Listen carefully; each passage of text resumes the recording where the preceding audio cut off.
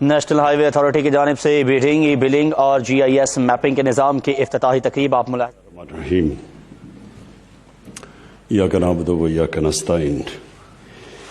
سب سے پہلے تو مراد سعید آپ کو اور آپ کی ٹیم کو، ظفر آپ کو،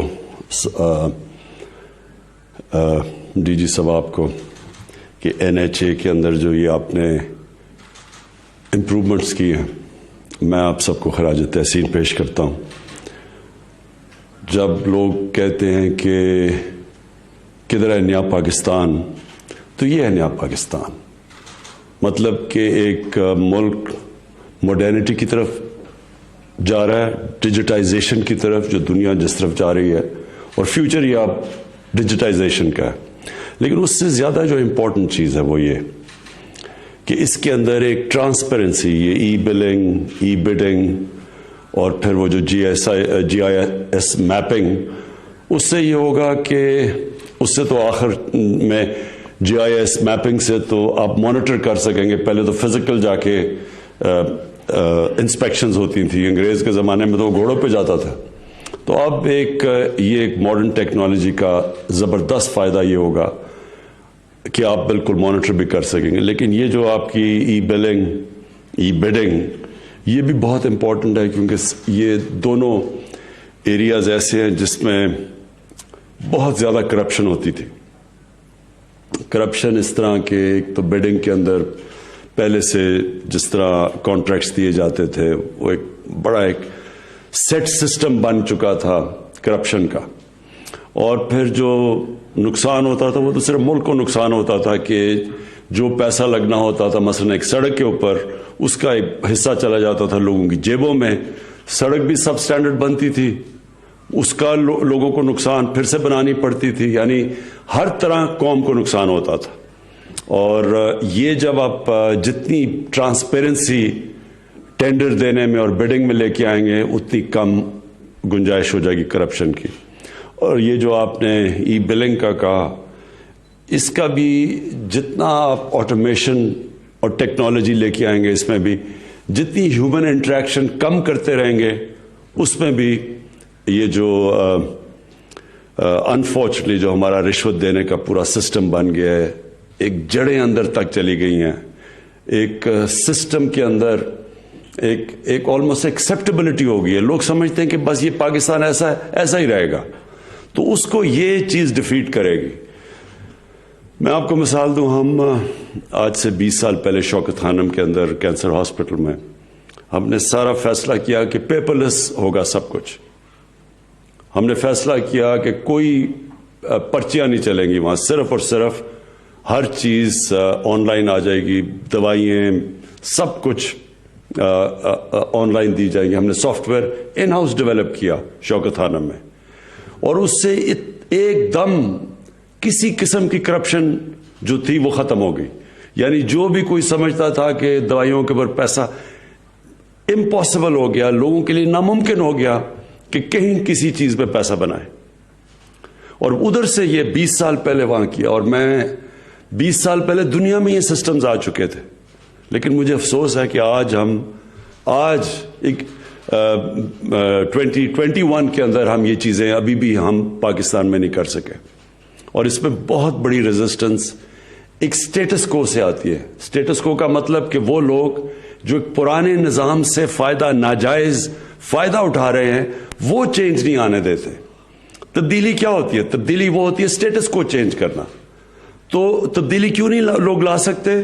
کیونکہ جو سٹیٹس کو ہے، جو وہ لوگ جو ان کو آپ مافیا کہہ دیں، ان کو آپ ویسٹڈ انٹرسٹ کہہ دیں، وہ پرانے سسٹم سے کیونکہ فائدہ اٹھاتے ہیں، وہ چینج نہیں آنے دیتے۔ اور یہ جو آٹومیشن ہے، جب ہمیں دنیا میں پتا ہے کہ آٹومیشن سے کتنا فائدہ ہوا، میں آپ کو اپنی ایکسپیرینس شوکت خانہ میں بتا رہا ہوں کہ ایک دم تبدیلی آ گئی وہاں، یعنی ناممکن ہو گیا کسی کے لیے کسی قسم کی رشوت دینا لینا، دوائیوں میں گھپلا کرنا۔ تو باقی ہماری گورنمنٹ کے اداروں میں کیوں نہیں آیا؟ کیونکہ ایک سسٹم کے اوپر لوگ ایک کرپشن کا نظام چل رہا ہے۔ میں آپ کو ایک بتاؤں کہ شوکت خانہ میں ہمیں ایک دفعہ ایک گورنمنٹ کے ادارے میں بتاؤں گا نہیں کون سا ادارہ ہے، انہوں نے 3-4 لوگوں کا علاج کروایا شوکت خانم سے، اور انہوں نے کہا کہ ہم ان کے پیسے دیں گے، تو ادارے نے پیسے دے دیے ان جو مریضوں کا علاج ہوا. تو شوکت خانم اب جو کہ 75% کینسر کا مفت علاج کرتا ہے، یعنی دنیا میں کہیں نہیں ہوتا، وہ چیک گورنمنٹ ادارے کے پاس لے کے گئے. وہ گورنمنٹ کا ادارہ شوکت خانم سے کہہ رہا ہے کہ جس میں ہمیں اتنی کمیشن دو. ایک چیریٹی ہاسپٹل سے وہ کمیشن مانگ رہے ہیں کیونکہ انہوں نے کہا جی یہاں تو سسٹم ہی یہی ہے، جو چیک کلیئر کرواؤ گے ہمیں اتنے پیسے دو گے. تو یہ بڑی بدقسمتی ہے ہماری. یہ یاد رکھیں کہ کوئی ملک ترقی نہیں کر سکتا جدھر اتنا سارے رشوت کے نظام کو ایکسپٹ کر بیٹھے. کبھی کوئی ملک نہیں ترقی کر سکتا. کوئی نظام نہیں آگے بڑھ سکتا جس کے اندر اس طرح کی رشوت، سب کو پتا کہ رشوت چل رہی اور رشوت چلتی رہے. اور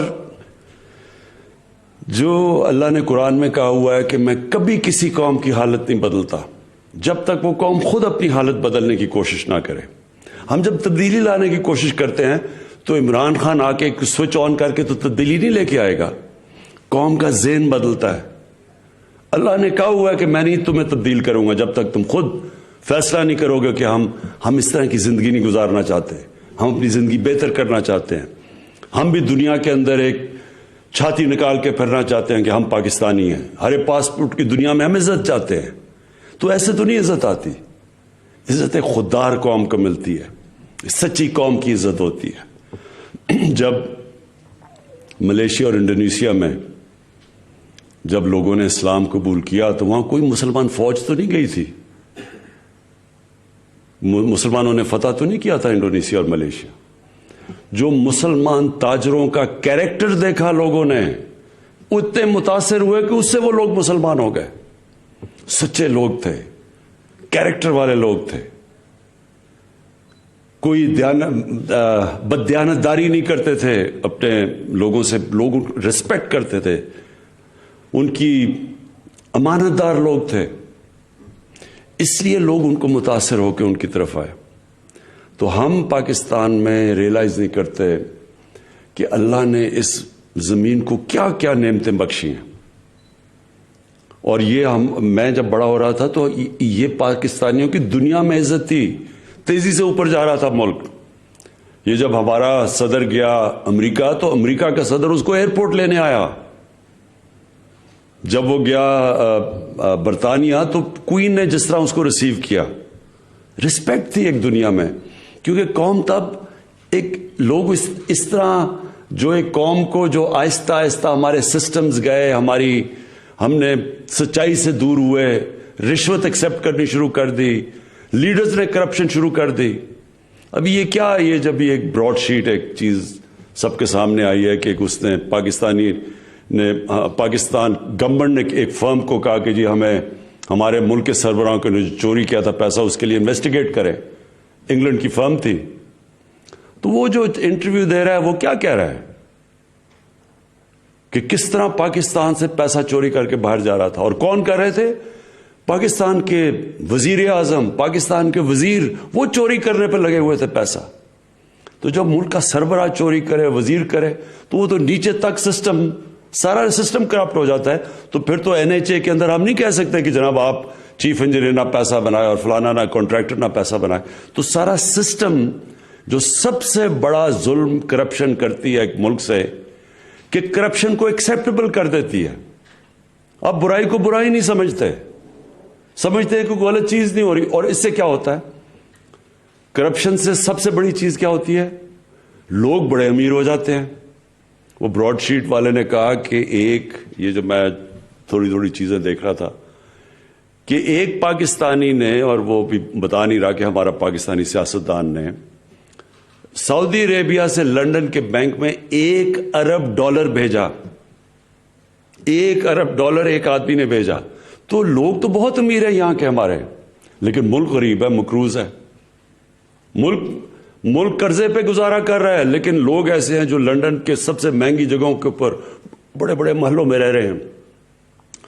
ملک تب اوپر جاتا ہے جب ایک ملک امیر ہوتا ہے.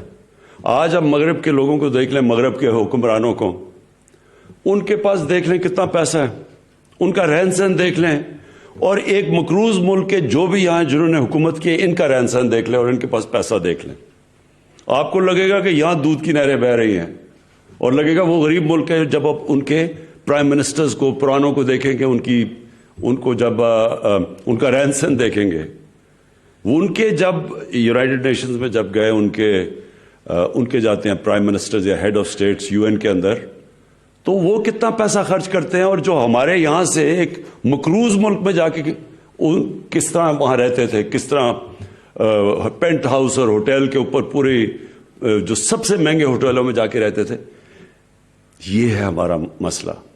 اور بدقسمتی یہ ہے کہ ہم جدھر سے شروع ہوا تھا ہمارا سویلائزیشن, جو ہم دیکھتے ہیں مدینہ کی ریاست, کیونکہ نبی صلی اللہ علیہ وسلم نے وہ ریاست بنائی تھی, تو جب وہاں دیکھیں تو کیا سب سے چیز سامنے آئی تھی کہ جو ریاست کے سربراہ تھے وہ سادگی میں رہتے تھے, کسی نے محلات نہیں بنائے, اپنے اوپر پیسہ نہیں خرچ کرتے تھے, جو پیسہ ریاست میں زیادہ آتا تھا اپنے غریبوں پہ خرچ کرتے تھے, قوم کو نیچے سے اوپر اٹھاتے تھے.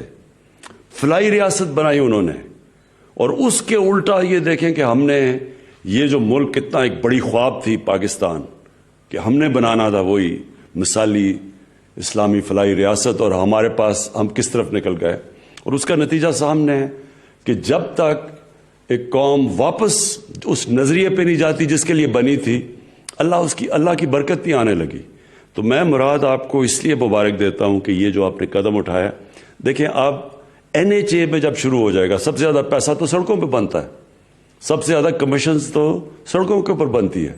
تو یہ جب آپ اس کے اوپر اس طرف جا رہے ہیں ڈیجیٹائزیشن کے اوپر, اس کا مطلب کہ آپ نے مشکل ہو جائے گا لوگوں کے لیے پیسہ بنانا, ٹرانسپیرنسی آ جائے گی.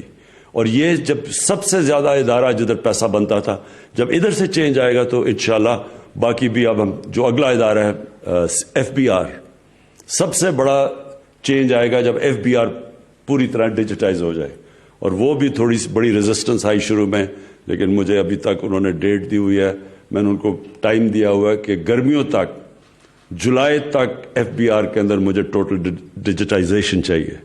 اور انشاءاللہ تب آئے گی. آپ دیکھیں ٹیکس کلیکشن پاکستان میں کیسے اوپر جاتی ہے, اور جیسی ٹیکس کلیکشن جاتی ہے ہمارے ملک میں پیسہ آ جائے گا اپنے ان لوگوں, تعلیم پہ خرچ کرنا, اپنے غریب لوگوں پہ خرچ کرنا, اس کو فلائی ریاست بنانا.